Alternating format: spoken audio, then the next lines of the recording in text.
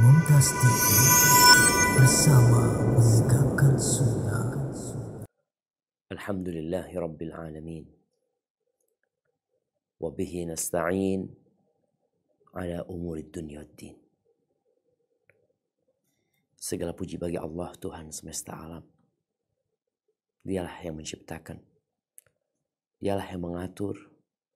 Dialah yang memberikan rizki kepada kita. Dan dialah yang menghidupkan dan mematikan. Salawat dan salam semoga senantiasa tercurahkan untuk baginda Nabi kita Muhammad alaihi salatu wassalam, untuk keluarga beliau, untuk istri-istri beliau, untuk putra-putri beliau, dan untuk seluruh sahabat Nabi. Semoga Allah meridhai kita bersama mereka. Amma ba'd. Jamaah rahimakumullah, khususnya yang hadir di tempat kajian di KEPI ya. Sebuah daerah yang mungkin kalau ditempuh dengan darat akan memerlukan waktu yang sangat panjang sekali. Tapi subhanallah, hari ini kita bisa belajar, kita bisa mengaji tanpa mengeluarkan biaya yang besar. Tanpa harus mengeluarkan energi yang banyak. Menghabiskan waktu yang panjang. Maka semoga teknologi yang Allah berikan ini membuat kita semakin dekat sama Allah. Membuat kita semakin tahu tentang kenapa kita diciptakan. Jamaah rahimakumullah, khususnya para ummahat ya, para ibu-ibu yang mungkin merasa sibuk dengan pekerjaan rumah atau ditambah pekerjaan yang lainnya, sehingga mereka tidak berpikir lagi untuk belajar menuntut ilmu. Mencukupkan diri dengan ritual ibadah yang dilakukan tiap hari, sholat yang 5 waktu, puasa di bulan Ramadan, dan sisa waktu mungkin dihabiskan untuk mendidik anak, mengajari anak. Hari ini kita ingin mengetahui tentang keutamaan menuntut ilmu agama. Agar kita tidak meremehkannya. Imam Ahmad bin Hanbal mengatakan, talabul ilmi la ya'diluhu syai'. Menuntut ilmu agama itu tidak dapat ditandingi oleh apapun, ibadah yang manapun. Yang sunnah-sunnah nggak bisa. Yang penting niatnya benar. Kenapa? Karena Allah menciptakan kita dalam rangka beribadah kepadanya. Bayangin ya, bagaimana ada manusia di Papua, ada manusia di Australia, ada manusia di Afrika, ada manusia di berbagai macam penjuru dunia yang mungkin sulit untuk ditempuh menjumpai mereka dengan transportasi yang ada. Untuk apa Allah menciptakan semuanya? Allah menciptakan langit dan bumi. Allah menciptakan alam yang penuh dengan kekayaan. Allah menciptakan sungai dengan ikan-ikannya, lautan dengan segala ikan, keindahan yang ada di sana. Apa tujuannya? Wa ma khalaqtul jinna wal insa illa liya'budun. Kata Allah, tidaklah aku ciptakan bangsa jin dan manusia kecuali untuk beribadah kepadaku. Satu tujuan. Bukan untuk bersenang-senang. Bukan untuk memperkaya diri. Bukan untuk berbangga-banggaan dengan apa yang kita miliki. Karena sejatinya semua yang ada di muka bumi ini akan hancur.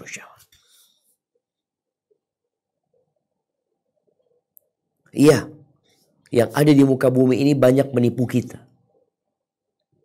Perhiasan yang menggoda, yang terkadang kita sibuk mencarinya, menimbun harta, padahal kita tahu, yang terkadang kita lupa bahwa semua yang kita timbun dari harta, semua angka yang kita kumpulkan, yang ada dalam rekening kita, semua bakal kita tinggalkan.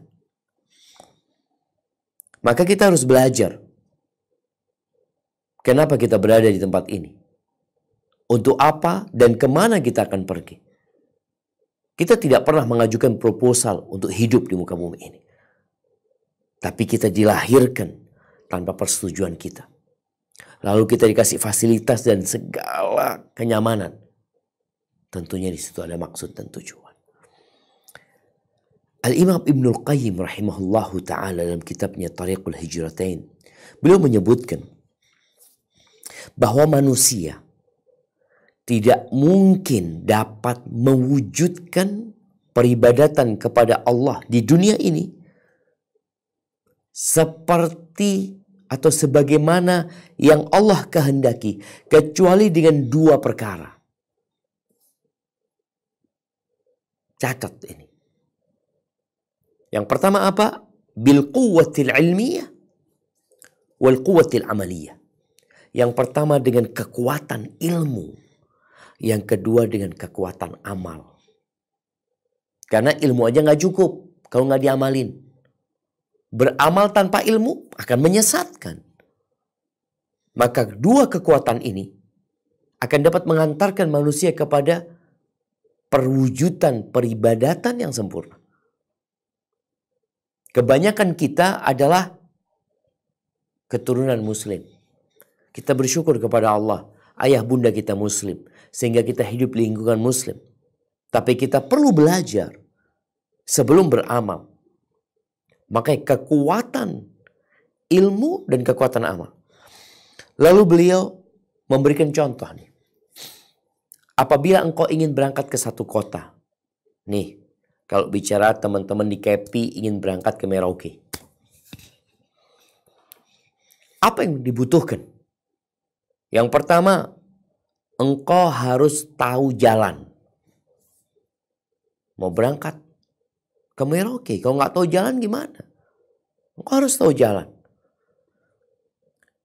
Setelah tahu jalan, engkau harus tahu apa yang dibutuhkan. Yang dibutuhkan adalah kekuatan fisik dan harta. Kalau engkau sakit, tahu jalan menuju Merauke. Tapi engkau sakit, engkau nggak bisa nyampe. Taib. Gimana kalau aku tahu jalan dan aku sehat? Tapi nggak punya harta. Gimana mau nyampe ke sana? Jadi diperlukan ilmu yang dengannya kita tahu jalan menuju ke Merauke. Diperlukan kekuatan fisik dan harta, biaya untuk perjalanan menuju ke Merauke. Begitu pula dengan kehidupan kita, jemaah. Surga Allah Azza wa Jal. Gimana kita akan sampai ke sana kalau kita nggak tahu dengan syarat dan ketentuannya? Untuk masuk sana itu syaratnya apa? Ketentuannya apa? Karena kalau engkau hanya kepingin tapi tidak tahu dengan syarat dan ketentuan, gimana kita akan memenuhi syarat dan ketentuan?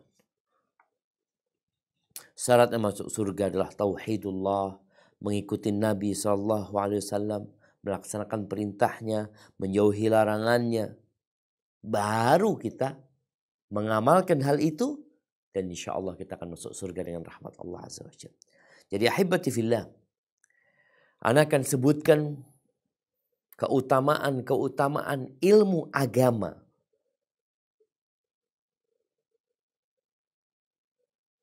Agar kita termotivasi untuk belajar ilmu agama. Jemaah, kenapa kok bicara ilmu agama?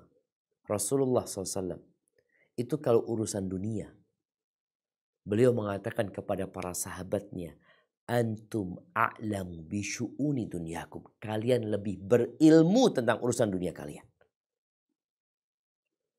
Sedangkan Nabi SAW meninggal dunia, mewariskan ilmu apa?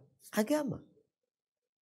Maka beliau mengatakan SAW, al-ulama warathatul anbiya. Para ulama, orang-orang yang berilmu itu, mereka adalah pewaris Nabi. Karena Nabi itu tidak mewariskan emas dan perak. Wa innama warathul ilma. Yang Nabi wariskan itu ilmu, jemaah. Ilmu apa? Dunia? Enggak. Bukan berarti tidak boleh menuntut ilmu dunia. Silahkan menuntut ilmu dunia. Diperbolehkan. Asalkan niatnya benar. Tapi kalau bicara ilmu agama, inilah warisan para nabi yang kita diwajibkan. Talabul ilmi faridatun ala kulli muslim. Menuntut ilmu agama itu kewajiban buat setiap muslim. Kalau di negeri kita ada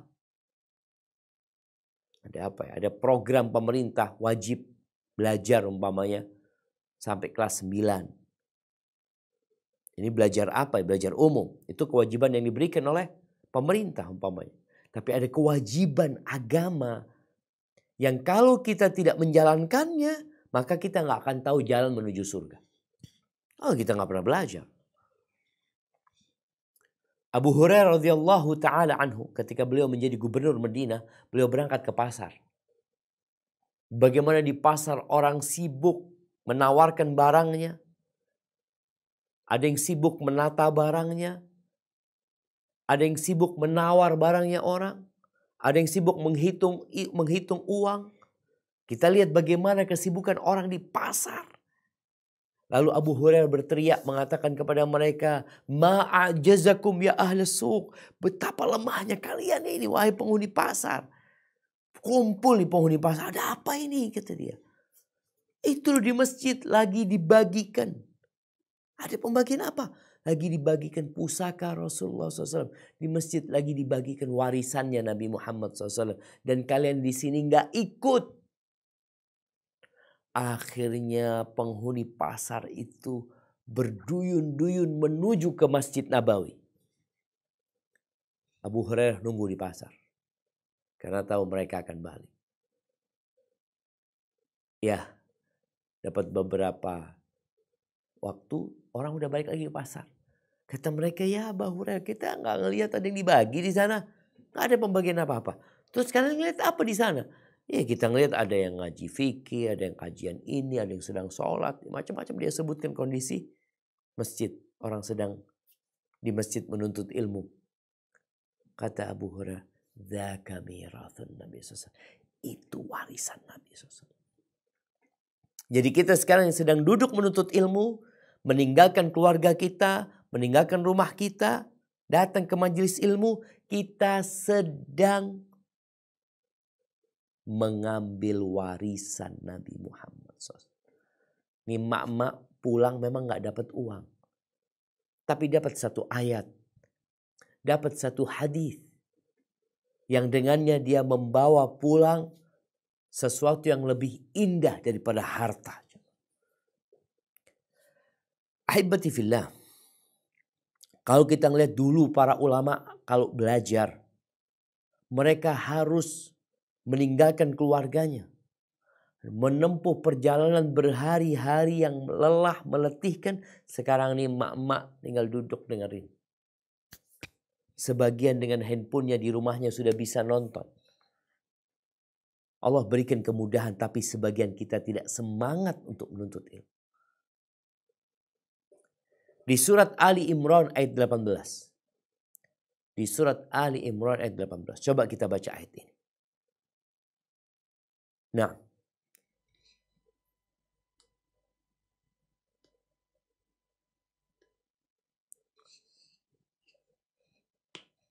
Tafadhal. A'udzu billahi minasy syaithanir rajim. Syahidallahu annahu la ilaha illa huwa wal malaikatu wa ulul ilmi bil qisth. La ilaha illa huwal azizul hakim.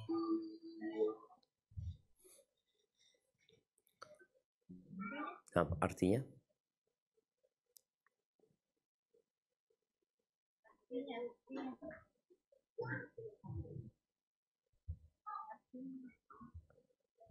Nah, tafadhal dibaca.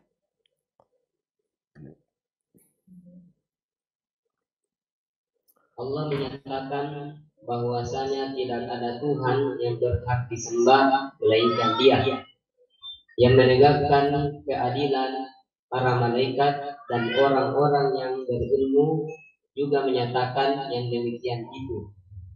Tak ada Tuhan yang berhak disembah melainkan Dia yang Maha Perkasa lagi Maha Bijaksana. Subhanallah jemaah. Allah mengangkat makomnya orang-orang yang berilmu. Allah menyatakan kesaksian Dia bahwa Dia adalah Tuhan yang esa, yang tiada sesembahan selain Dia. Malaikat juga menyatakan seperti itu. Para yang orang-orang berilmu, ulama juga menyatakan seperti itu. Karena dia punya ilmu. Makanya dikatakan fase sebelum turunnya wahyu, sebelum Nabi SAW diutus, itu disebut fase jahiliyah. Fase kebodohan. Setelah turunnya wahyu, berubah jadi fase yang penuh dengan ilmu. Allah turunkan Al-Quranul Karim. Subhanallah, kesaksian para ulama disandingkan dengan kesaksian malaikat, disandingkan dengan kesaksian Allah Jalla Jalaluhu. Maka Allah mengatakan, yarfa'illahu alladhina amanu minkum walladhina utul ilma darajat. Allah mengangkat derajat orang-orang yang beriman dan orang-orang yang dikasih ilmu beberapa derajat. Bukan yang dikasih harta yang diangkat beberapa derajat, tapi yang dikasih ilmu diangkat beberapa derajat, jemaah. Maka jangan sampai memandang remeh duduk di majelis ilmu. Kita sedang beribadah.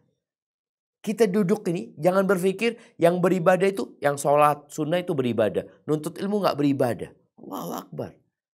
Ini adalah amalan yang dicintai oleh Allah Jalla Jalaluhu. Dan yang takut kepada Allah di antara hamba-hambanya, itu yang berilmu. Innama yakhshallaha min ibadihil ulama. Yang punya ilmu itu yang takut sama Allah. Kita ketika belum berilmu, kita riba. Pinjam uang 1 juta, ngembalikan 1.100.000. Bagaimana kita lihat di banyak masyarakat masih melakukan itu. Kita taruh uang di bank 1 juta atau 1 M. Nanti dapat keuntungan sekian, kita makan itu keuntungan. Namun tatkala kita belajar, kita tahu, kita faham, kita nggak berani melakukan itu. Kita jadi takut. Disinilah pentingnya ilmu. Mendorong kita untuk takut, tidak makan haknya orang lain.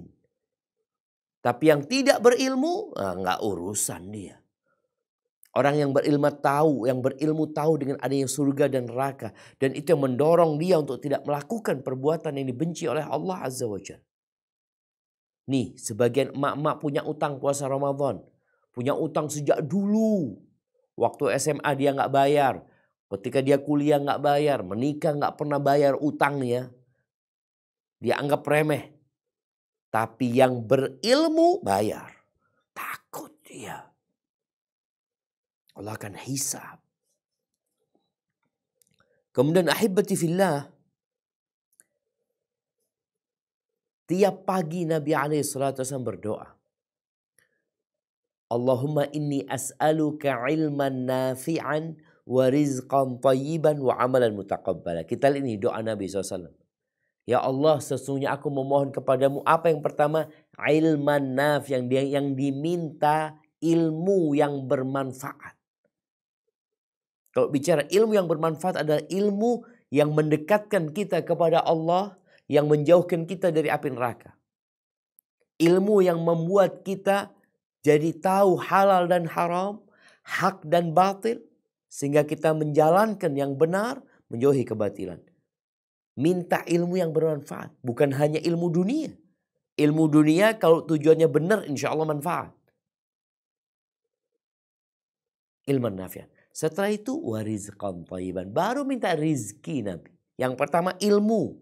Yang kedua rizki. Yang ketiga amalan mutaqabbalah. Amalan yang diterima. Karena memang ilmu pun kalau nggak diamalkan ya nggak ada gunanya. Dan kalau kita membaca firman Allah di surat Thaha ayat 114. Apa kata Allah? Nah, di surat Thaha ayat 114.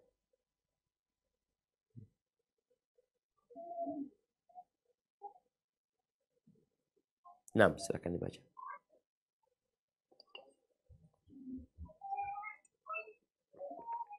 Fata'ala Allahul Malikul Haqq wa la ta'jal bil Qur'ani min qabli an yuqda ilayka wa qur rabbi zidni ilma.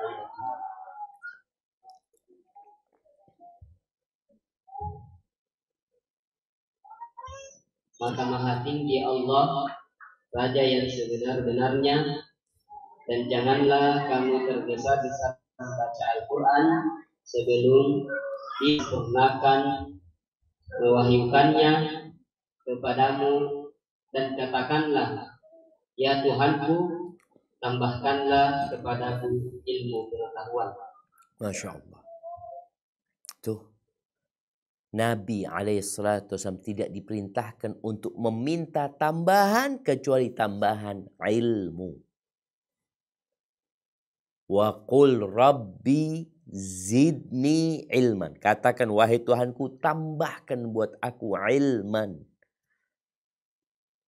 Ini menunjukkan betapa agungnya seorang yang dikasih ilmu. Yang kita sebagian udah berumur 40 tahun, ilmunya nggak nambah. Umur 50 tahun, hafalan Qur'annya nggak nambah. Ana yang penting jadi muslim. Iya, jadi muslim yang benar, yang taat, yang bertambah ilmunya. Jangan hanya ingin bertambah harta bendanya. Kita lihat sebagian orang-orang itu meninggalkan negerinya, berangkat ke Papua, berangkat ke Merauke, dari mereka berangkat ke Kepi. Untuk apa kebanyakan mereka? Untuk cari tambahan harta, untuk perbaikan taraf ekonomi, untuk memiliki rumah di dunia. Pernahkah sekarang bagaimana seorang muslim ketika berada di penjuru-penjuru dunia, dia belajar ilmu. Dia minta tambahan. Kenapa engkau datang ke sini? Aku sedang menuntut ilmu. Aku ingin tambahan ilmu. Dan sekarang alhamdulillah, Allah berikan kemudahan. Ada ustadz yang datang ke sana. Ada kajian yang diadakan. Inilah usaha kita. Kita berdoa minta wa qul rabbi zidni ilman. Kemudian kita datang ke tempat kajian, meninggalkan kesibukan kita. Cari apa? Tambahan ilmu. Bukan tambahan harta. Dan subhanallah jamaah, Allah menyebut ilmu ini dengan sebutan ruh. Ruh. Dimana kalau bicara ruh, ruh inilah yang membuat kita hidup. Yang membuat kita dapat bergerak. Apa kata Allah di surat Asy-Syura ayat 52? Di surat Asy-Syura ayat 52. Lebih. Tadi Yusuf jadi mukanya Zainab. Sahih. Baik, baca ya. Lihat surat Asy-Syura ayat 52. Nabi Yusuf.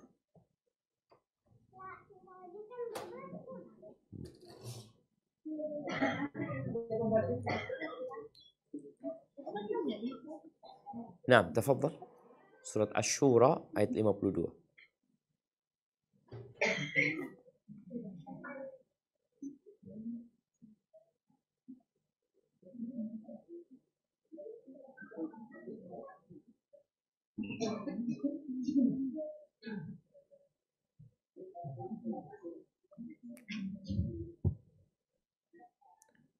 تفضلي.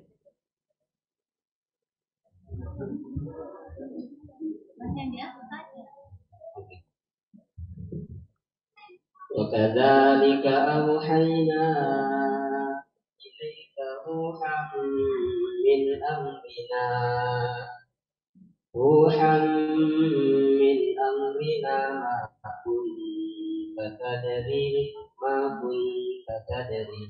ما كنت تدري ما الكتاب ولا الإيمان ولكن جعلناه نورا به من نشاء من عبادنا وإنك لتهدي إلى صراط مستقيم. Dan demikianlah kami wahyukan kepadamu wahyu atau Al-Quran dengan perintah kami. Sebelumnya kami tidaklah mengetahui apakah Alkitab itu atau Al-Quran, dan tidak pula mengetahui apakah iman itu. Tetapi kami menjadikan Al-Quran itu cahaya yang kami tunjuki dengan dia siapa yang kami kehendaki di antara hamba-hamba kami. Dan sesungguhnya kamu benar-benar memberi petunjuk kepada jalan yang lurus. Nah, di terjemahnya disebutkan kami wahyukan kepada kamu wahyu. Ini bahasa Indonesia. Wahyu. Dalam kurung Al-Quran. Allah sebutkan wa kadzalika auhayna ilaika ruhan min amrina. Ruh. Allah sebutkan dengan nama ruh karena dia menghidupkan. Bagaimana orang-orang yang sebelumnya seperti bangkai. Tatkala dibacakan Al-Quran kepada dia, dibacakannya wahyu kepadanya, kemudian dia mengimaninya, maka dia menjadi manusia yang hidup. Dengan kehidupan yang membawa manfaat.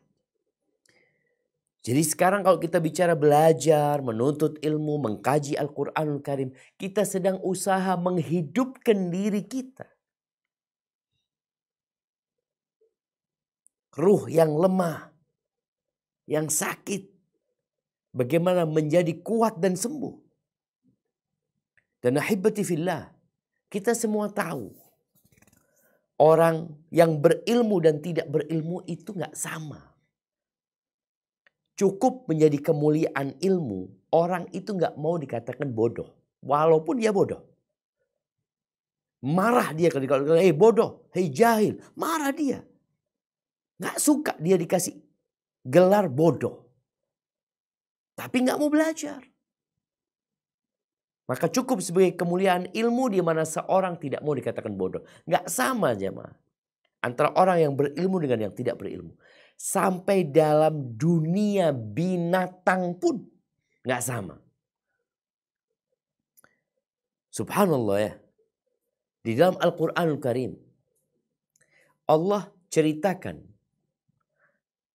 tentang bagaimana hukum anjing atau binatang buas yang diajarin berburu. Jadi anjing yang dapat berburu, diajarin berburu, itu beda kelasnya sama anjing yang gak diajarin. Jadi anjing yang berilmu dengan anjing yang tidak berilmu itu beda. Ini anjing, kita dapat melihat ya. Bagaimana anjing-anjing yang dididik, yang dilatih, diajarin dengan anjing yang di jalanan. Apakah sama? Gak sama. Apa kata Allah di surat Al-Ma'idah ayat 4? Di surat Al-Ma'idah ayat 4. Nah.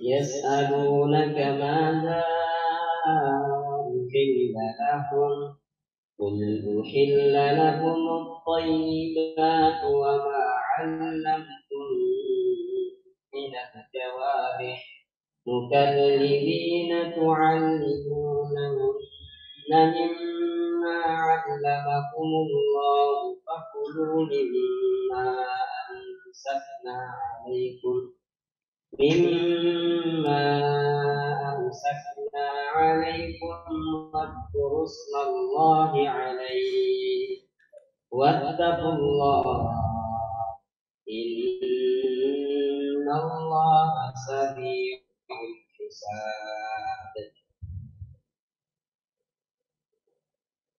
Mereka bertanya kepadamu Muhammad, apakah yang dihalalkan bagi mereka? Katakanlah, yang dihalalkan bagimu adalah makanan yang baik-baik dan buruan yang ditangkap oleh binatang pemburu yang telah kamu latih untuk berburu, yang kamu latih menurut apa yang telah diajarkan Allah kepadamu, maka makanlah apa yang ditangkap untukmu, dan sebutlah nama Allah waktu melepasnya, dan bertakwalah kepada Allah, sungguh Allah sangat cepat perhitungannya. Masya Allah jemaah.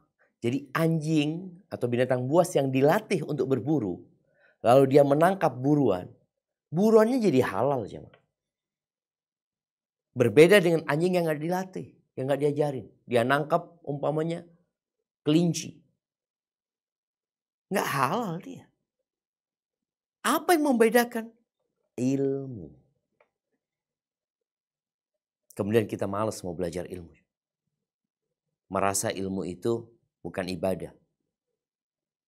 Dengarkan sabda Nabi SAW yang diriwayatkan Imam Muslim. Majtama'a qaumun fi baitin min buyutillah. Tidaklah satu kaum, satu kelompok nih, emak-emak ya kumpul, bapak-bapak kumpul di satu rumah, di rumah-rumah Allah atau di tempat yang mulia. Yatluna kitab Allah. Mereka mengkaji, membaca Al-Quranul Karim. Seperti yang baru saja kita baca. Wa yatadarasunahu fima bainum. Lalu dikaji, dipelajari di antara mereka. Kita pelajari barusan maksud ayat yang dibacakan. Apa yang akan mereka dapatkan? Illa haffathumul malaika. Malaikat akan turun jamaah. Mengelilingi majelis yang sekarang ibu-ibu duduk-duduk. Jadi jangan berpikir duduk sendirian. Malaikat turun. Mengelilingi mereka. Wa ghasyiyatuhumur rahmah. Rahmat Allah akan meliputin mereka. Wa nazalat alaihimus sakinah. Sakinah. Ketentraman, kedamaian akan turun meliputin mereka. Dan yang terpenting dari itu, wa dzakarahumullah fi man indah. Allah akan menyebut orang-orang yang hadir di majelis ilmu. Di hadapan siapa? Di hadapan malaikat-malaikat Allah. Tuh lihat fulan hadir di majelis ilmu. Fulan hadir di majelis ilmu. Bukankah ini sebuah kebanggaan jamaah? Allah menyebut-nyebut penuntut ilmu di hadapan malaikat-malaikatnya. Kita udah dapat rahmat, dapat sakinah. Disebut-sebut lagi sama Allah Azza wa Jalla. Dan ketika bubar dari majelis ilmu, akan dikatakan kepada mereka, qumu maghfuran lakum. Silahkan kalian pulang ke rumah kalian dalam kondisi sudah diampuni dosa-dosanya. Allahu Akbar. Jamaah rahimakumullah. Di dalam hadis yang diriwayatkan Imam Bukhari, Nabi SAW mengatakan khairukum man ta'allama al-Qur'ana wa 'allamahu. Orang yang terbaik di antara kalian adalah yang belajar Al-Quran dan mengajarkannya. Ini kesempatan. Kalau ada majelis tahsin, kita ikut. Ada majelis tafsir, kita ikut. Kita belajar. Nanti pulang ajarkan kepada anak-anak supaya kita dapat keutamaan. Orang yang terbaik adalah yang belajar Al-Quran dan mengajarkan. Usahakan hafalan Quran kita ikut umur kita. Gak usah banyak-banyak, targetnya lah. Yang umur 40 tahun ya 40 surat. Yang umur 50 tahun 50 surat. Kalau dikatakan sulit, enggak, mudah. Bukan sulit. Allah mengatakan walaqad yassarnal qur'ana lidzikri fahal min muddakir. Kami benar-benar telah memudahkan Al-Quran untuk diingat. Ada enggak yang mau ingat gitu? Fahal min muddakir. Ada yang mau ingat apa enggak? Kebanyakan kita enggak mau. Kalau dikatakan enggak punya waktu, Masya Allah. Anda lihat teman-teman di KEPI ini, Masya Allah. Punya keluangan waktu.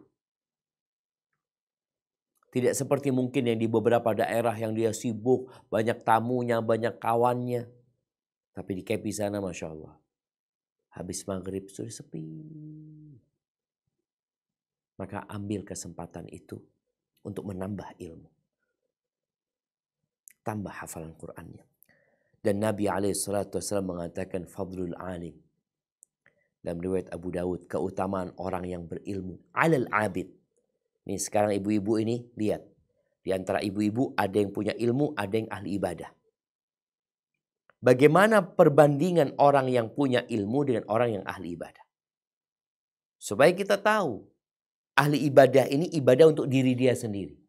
Kalau bicara ilmu manfaatnya untuk dia dan buat orang lain. Orang yang sholat ya udah sholatnya buat dia. Tapi orang yang berilmu dia akan ajarkan kepada anaknya. Dia akan ajarkan kepada tetangganya, kepada kawannya. Maka Nabi SAW mengatakan fadlul alimi alal abid. Ka fadlil qamari laylatal badri ala sa'il kawakib. Seperti kemuliaan bulan purnama. Di malam purnama itu dibandingkan bintang-bintang. Di riwayat lain disebutkan kafadli ala adnakum. Perbandingan orang yang berilmu semakin tinggi ilmunya, ya semakin tinggi kemuliaannya. Perumpamaan orang yang berilmu dibandingkan dengan yang tidak berilmu itu seperti keutamaanku, kata Nabi SAW, seperti orang yang paling rendah di antara kalian. Ahibati fillah, jalannya orang yang menuntut ilmu syar'i, ilmu agama ini. Jalannya dari rumah, meninggalkan kerjaannya. Terkadang dia naik motor, terkadang dia jalan kaki, mungkin dia naik mobil. Ada perjalanan yang panjang dan jauh. Kata Nabi SAW, man salaka tariqan yaltamisu fihi ilman, sahhalallahu lahu bihi tariqan ilal jannah. Barang siapa yang meniti jalan, menuntut ilmu, maka Allah akan mudahkan bagi dia jalan menuju surga Allah Azza wa Jalla. Jadi harapannya kita meninggalkan rumah itu, pulang dimudahkan bagi kita jalan menuju surga Allah Azza wa Jalla. Dan subhanallah jamaah, kalau kita lihat ya, ikan-ikan di air, di lautan. Nih di Kepri Masya Allah ada sungai besar, ada banyak ikan. Mungkin ada yang piara ikan di rumahnya. Semut-semut di lubangnya. Kita lihat di Papua ini ada rumah semut yang tinggi-tinggi. Apa kata Nabi SAW tentang mereka? Mereka itu mendoakan kebaikan. Hatta namla fi juhriha. Sampai semut di lubangnya. Sampai ikan di air. Dia mendoakan kebaikan buat yang mengajarkan kebaikan dan buat orang-orang yang berilmu. Memohonkan ampun buat mereka. Selain malaikat-malaikat Allah Azza wa Jalla. Terus kita masih malas mau belajar ilmu. Masih malas mau datangi kajian. Ahibati fillah. Al-mahir. Orang yang berilmu dan pandai membaca Al-Quranul Karim. Bil Quran itu kedudukannya bersama malaikat-malaikat yang mulia. Adapun orang yang bacaan Qurannya sulit ya. Dia masih terbata-bata. Dan sulit dia menghadapi itu. Tapi dia tetap membaca. Dia tetap berusaha untuk menuntut ilmu. Membaca Al-Quranul Karim yang merupakan sumber ilmu. Maka dia dapat 2 pahala. Pahala baca Quran yang 1 huruf 10 kebaikan. Dan pahala kesulitan yang dia dapatkan.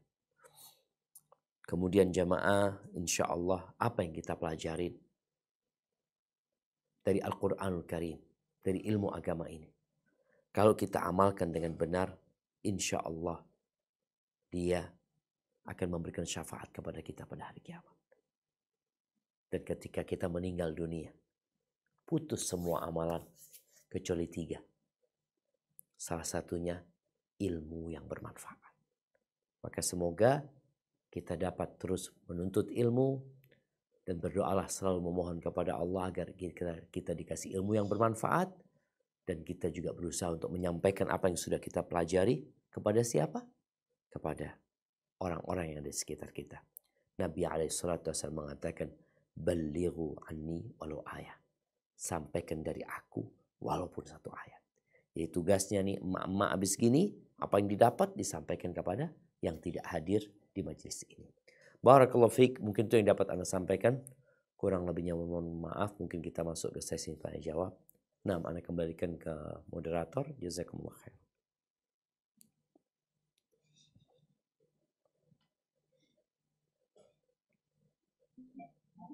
Baiklah ibu-ibu, mohon ada yang mau bertanya.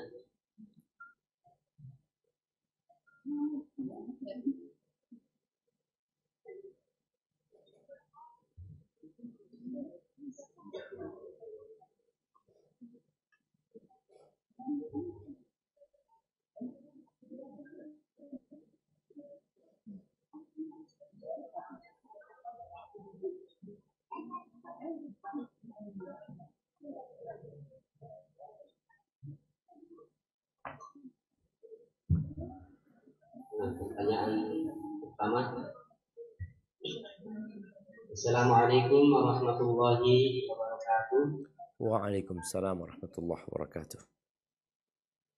Ustaz, bagaimana keutamaan orang yang mendatangi majelis ilmu dibandingkan belajar secara otodidak melalui media? Apakah sama? Masya Allah, barakallahu fiik.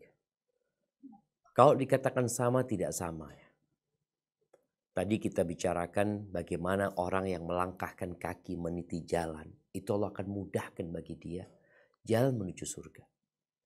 Bagaimana tatkala dia duduk di majelis ilmu, malaikat-malaikat turun, meliputin mereka. Malaikat meletakkan sayapnya. Rahmat Allah meliputin mereka, kedamaian turun ke tempat mereka. Allah menyebut mereka. Ini buat mereka yang datang ke majelis ilmu. Datang menuntut ilmu dengan cara yang tadi disebutkan. Adapun orang yang otodidak ya, yang dia cuma belajar sendiri, baca sendiri, tetap insya Allah dapat fadilah ilmu, tapi tidak seperti kemuliaan yang tadi menuntut ilmu datang ke majelis ilmu. Kemudian biasanya orang yang otodidak, karena dia merasa ilmunya bertambah terus dengan dia membaca, dengan dia mengkaji, terkadang dia dapat sombong. Karena dia merasa lebih dari orang lain. Tapi ketika dia duduk di majelis ilmu, dia dengarkan ustadz menyampaikan, maka insya Allah itu akan membuat hatinya lembut, tawadhu. Ada yang sarana yang ada ini, tetap kita berusaha ketika kita majelis ilmunya, tadi kita online ya seperti sekarang ya kita berusaha untuk serius. Karena kita meyakini bahwasanya Allah mengirim malaikat-malaikatnya untuk ikut di majelis kita. Kita tetap menjaga adab dan etika. Berbeda dengan yang belajar sendiri tadi. Hadza wallahu a'lam bissawab. Nah.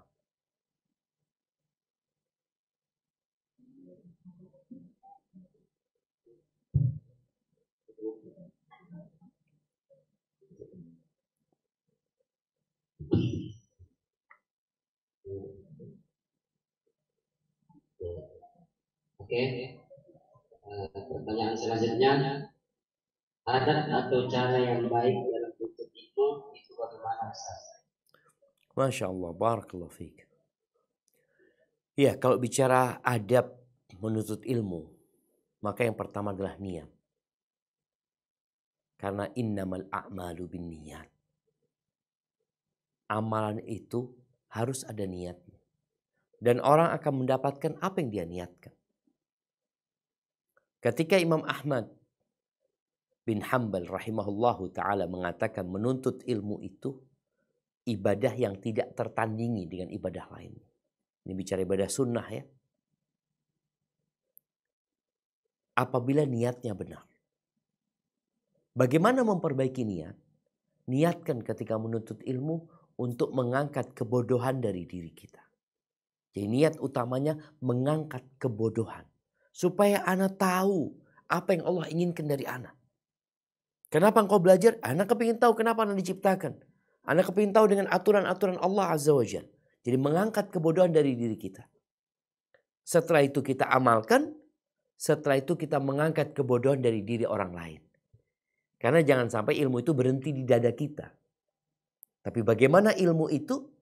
Ya kita sampaikan kepada orang lain dengan cara yang hikmah. Yang kedua, hendaklah mencatat. Karena ya kita ini memiliki kelemahan. Apa kelemahan kita? Lupa. Sehingga pentingnya mencatat ilmu yang disampaikan. Kayak ibu-ibu ketika datang kajian, catatlah poin-poinnya. Baik itu dengan pena, baik itu dengan handphonenya, dicatat. Karena dengan mencatat itu insya Allah akan lebih teringat. Dan kalaupun lupa, kita akan punya catatan untuk mengulanginya kembali. Ketika di majelis ilmu, berusaha untuk tidak menyibukkan diri dengan hal-hal yang mengganggu orang lain atau mengganggu diri sendiri. Kadang-kadang ada yang sibuk dengan handphonenya balas WA atau kadang-kadang ngobrol sama orang lain. Akhirnya mengganggu majelis yang seharusnya penuh dengan kedamaian terganggu dengan adanya ini. Maka kita lihat ketika khutbah Jumat itu nggak boleh ada yang bicara. Nggak boleh ada yang main-main. Ketika khotib menyampaikan khutbah. Bahkan kalau dia berbicara atau bermain-main, pahalanya hilang. Seperti itu, kemudian berusaha ketika belajar ilmu itu bertahap. Karena nggak bisa kita dapat semua ilmu. Ya sedikit-sedikit. Seperti tetesan air hujannya.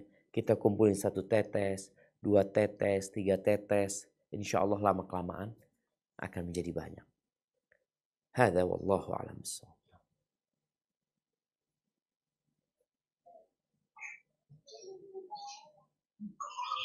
Pertanyaan selanjutnya. Bismillahirrahmanirrahim. Assalamualaikum warahmatullahi wabarakatuh. Waalaikumsalam warahmatullahi wabarakatuh. Afwan mau menanyakan hukumnya bagi ibu-ibu menuntut ilmu via video-video di sosmed, misalnya dari Instagram, dan lain-lain. Mengingat kesibukan sebagai ibu yang dan di weekend menjadi kewajiban untuk mengurus anak dan suami. Jadi bagaimana sebaiknya saya menyikapinya? Syukran. Jazakumullahu khairan. Assalamualaikum warahmatullahi wabarakatuh. Waalaikumsalam warahmatullahi wabarakatuh. Masya Allah, barakallahu fiik. Ya jamaah, kalau bicara memanfaatkan teknologi untuk menuntut ilmu, saya rasa itu hal yang bagus. Asalkan kita tidak salah tonton, tidak salah buka. Akan tetapi, kita perlu menyempatkan diri duduk di majelis ilmu. Tadi kita udah sampaikan ada perbedaan gitu. Orang yang belajar otodidak, dengerin kajian nanti dimatikan, mungkin nanti dengerin lagi dia. Gak ada masalah, manfaatkan teknologi yang ada. Tapi akan berbeda ketika dia datang ke majelis ilmu, dia berkumpul dengan saudara-saudaranya, dia mendengarkan ilmu itu disampaikan. Ini akan menambah semangat dia. Dia ngelihat yang lainnya serius mencatat. Yang ini Masya Allah orangnya datang di awal waktu sampai ke sop pertama. Anak datang terakhir. Itu akan memotivasi dia. Kalau bicara kita punya kesibukan. Nah, orang itu semua punya kesibukan. Tapi perlu menyempatkan. Dan tidak banyak jemaah. Kalau dikatakan datang ke majelis ilmu sepekan sekali umpamanya hari Ahad. Mungkin kalau bicarakan sekarang dari jam 10 sampai jam 12. Selesai. Tinggal bagaimana komunikasi sama suami. Sampaikan kepada dia. Aku kepingin belajar. Supaya aku bisa lebih mendidik anak-anakku. Supaya aku lebih ngerti tentang bagaimana mendekatkan diri kepada Allah Azza wa Jalla. Jadi perlu komunikasi. Karena waktu yang diambil sebenarnya waktu yang akan kembali menjadi manfaat buat keluarga. Jadi kalau punya kewajiban sama anak-anak, urusan masak ini itu, ya bagaimana dikondisikan. Karena jangan sampai pula kita semangat menuntut ilmu, tapi kita menelantarkan yang menjadi tanggung jawab kita. Jangan orang tua yang sibuk nuntut ilmu, anaknya akhirnya terbengkalai. Bapaknya nuntut ilmu, ibunya nuntut ilmu, anaknya gak diurusin. Atau kalau ibunya nuntut ilmu kemudian tahu-tahu anaknya nggak makan. Maka tetap perlu ada yang namanya skala prioritas. Mana yang lebih diutamakan. Namun sebagaimana tadi disampaikan. Usahakan tetap kita punya waktu sepekan sekali, sebulan sekali. Yang duduk di majelis ilmu. Bawa keluarganya juga duduk di majelis ilmu. Semoga mendapatkan manfaat yang akan kembali kepada suami dan anak-anak juga manfaatnya. Hadza wallahu a'lam bissawab. Nah.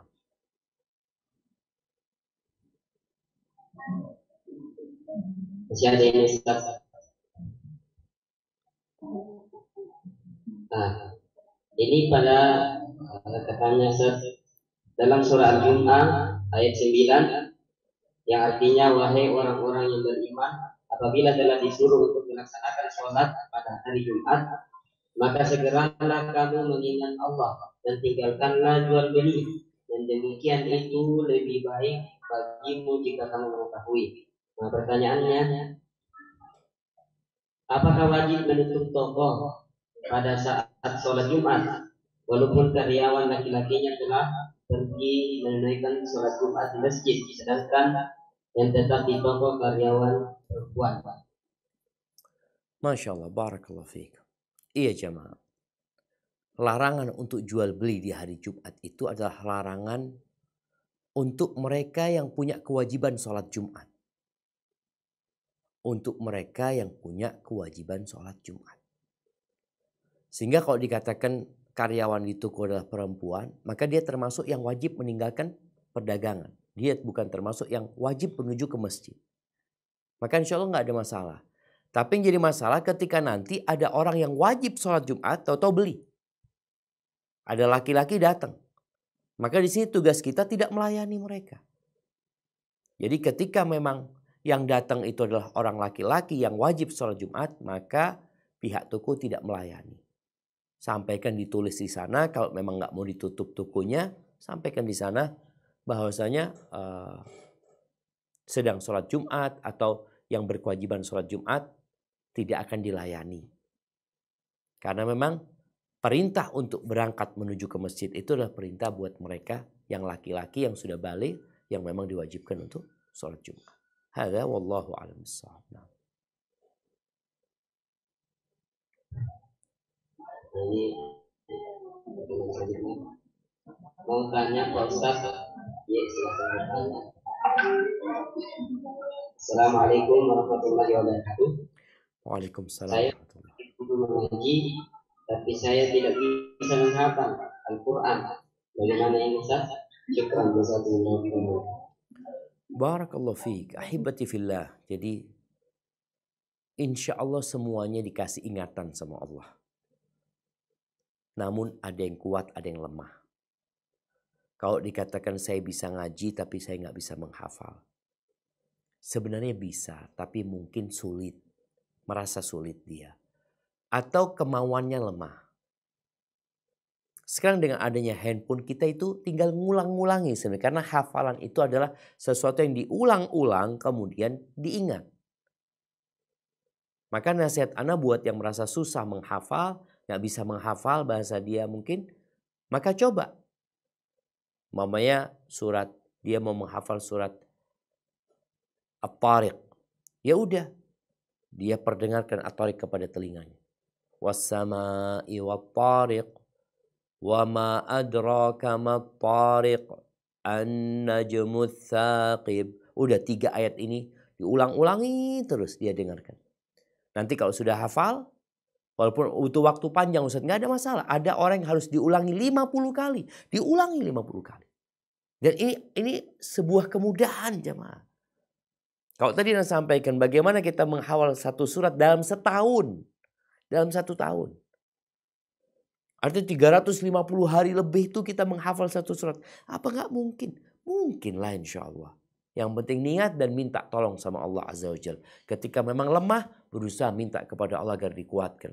Dan boleh jadi di antara yang menyebabkan orang cepat lupa, itu adalah dosa-dosa. Maka tinggalkan dosa. Sebagaimana Al-Imam Syafi'i rahimahullahu ta'ala, beliau mengadu kepada gurunya Waqi'. Beliau mengatakan, syakautu ila waqi'in su'a hifzi fa akhbarani ila tarkil ma'asi wa fa'arsyadani ila tarkil ma'asi wa akhbarani bi annal ilma nurun wa nurullah la yu'tahu 'asi.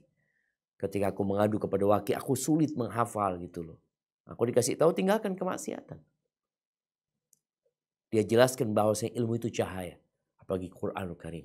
Dan itu tidak diberikan kepada orang-orang pelaku maksiat. Hadza wallahu a'lam bissawab.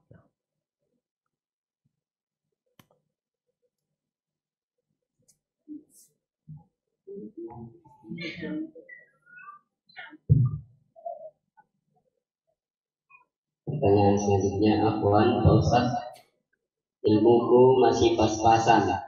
Apa ilmuku yang pas-pasan ini bisa tidak saya amalkan ke saudara atau teman-teman yang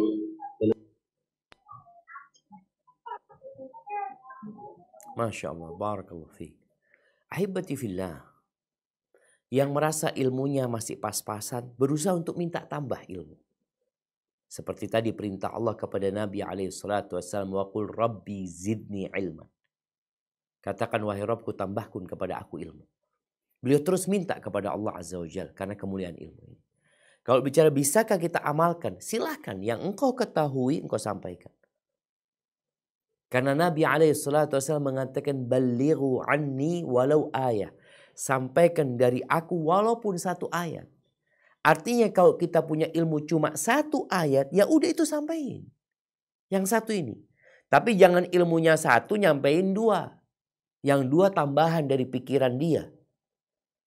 Maka sampaikan walaupun satu ayat. Ajak orang lain yang punya ilmu, umpamanya saya cuma punya tahu satu hadis Pak Ustaz tentang kemuliaan umpamanya sholat duha. Ya sudah sampaikan. Saya punya ilmu tentang umpamanya berwudu yang sesuai dengan sunnah. Ya udah ilmu itu ajarkan kepada orang lain. Melihat orang lain wudunya nggak benar, kita ajarin. Sebatas wudu yang Anda ketahui. Nggak ada masalah. Jadi kalau bicara menyampaikan itu nggak harus nunggu ilmunya banyak. Tapi kita punya ilmu satu, ya satu kita sampaikan. Namun kalau sudah harus naik ke mimbar, menjadi ustadz, penceramah, oh lain lagi, ini harus berilmu. Tapi kalau sekedar menyampaikan kepada orang-orang, ya cukup tadi. Satu ayat sampaikan. Hadza wallahu a'lam bissawab. Nah.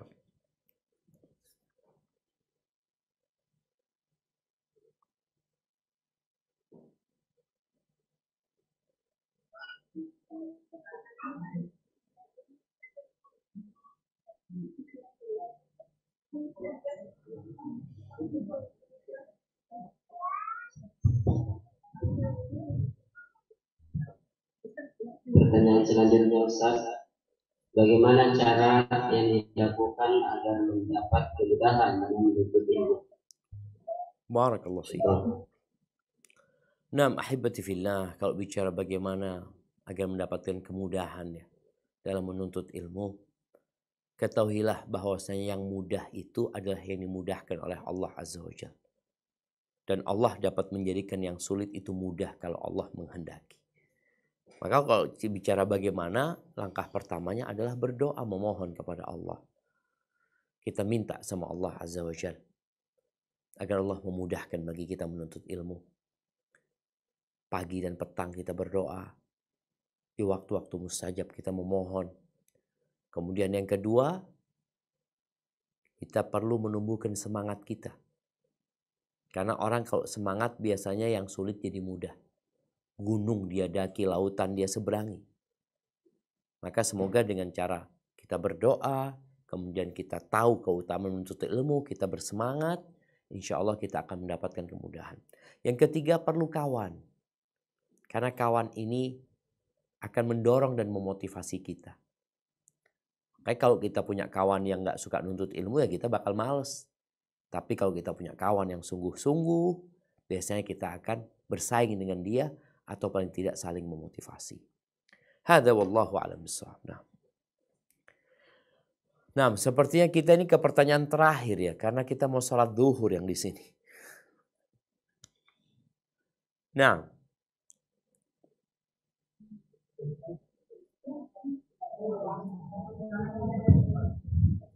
pertanyaan terakhir, Ustaz. Assalamualaikum, Ustaz. Mau tanya, Ustaz, apakah ilmu yang kita sampaikan harus kita amalkan dulu atau bagaimana? Masya Allah, barakallahu fiik. Ahibati fillah. Kelak pada hari kiamat kita akan ditanya tentang ilmu kita. Kita pergunakan buat apa ilmu tersebut.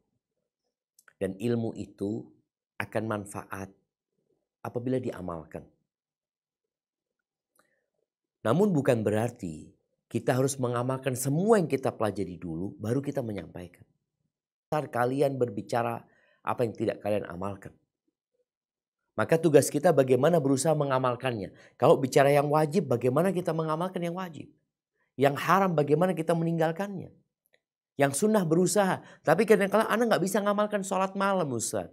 Anda berusaha untuk sholat malam. Ketika ada orang susah, Anda kasih nasihat, coba antum sholat malam gitu loh. Anda kasih nasihat orang untuk berbuat kebaikan. Padahal Anda tahu Anda masih belum bisa. Niatkan engkau untuk mengamalkan amalan tersebut. Jangan sampai seperti orang yang nyuruh orang lain tapi dia nggak mau mengamalkan. Bukan tidak bisa mengamalkan, dia nggak mau. Ada perbedaan antara tidak mau dengan tidak bisa. Kita mau, tapi Anda belum mampu. Maka kalau bicara ilmu yang kita pelajari seharusnya kita amalkan semuanya. Kalau memang ada hal-hal yang belum bisa kita amalkan, umpamanya kita melihat ada orang melakukan perbuatan dosa. Kita tahu kita juga kadang-kala melakukan dosa itu. Kita nggak boleh membiarkan. Dengan dalih anak kan masih melakukannya. Iya, tapi engkau perlu menegur dia supaya engkau nggak dosa dua. Engkau sudah ngamalin, engkau nggak negur orang lain. Sekarang bagaimana engkau negur orang lain? Dan itu juga sebagai teguran buat dirimu. Agar engkau tahu, engkau masa negur dia engkau ngamalin. Sehingga engkau bisa jadi lebih baik. Mungkin seperti itu. Hada wallahu a'lam bishawab. Itu mungkin dapat Anda sampaikan, kurang lebihnya mohon maaf. Semoga para ummahat yang ada di KEPI ya khususnya berusaha untuk menyisihkan waktunya untuk menuntut ilmu, menghadiri majelis ilmu, dan jangan pernah takut kau kehilangan waktumu. Karena engkau sebenarnya dengan menuntut ilmu sedang menciptakan waktu yang berkah buat dirimu dan keluargamu. Hadza wallahu a'lam bishawab. Yang benar dari Allah, yang salah dari diri Anda pribadi. Allah dan Rasul yang terbebaskan dari kesalahan itu, Anda kembalikan ke moderator. Jazakumullah khair.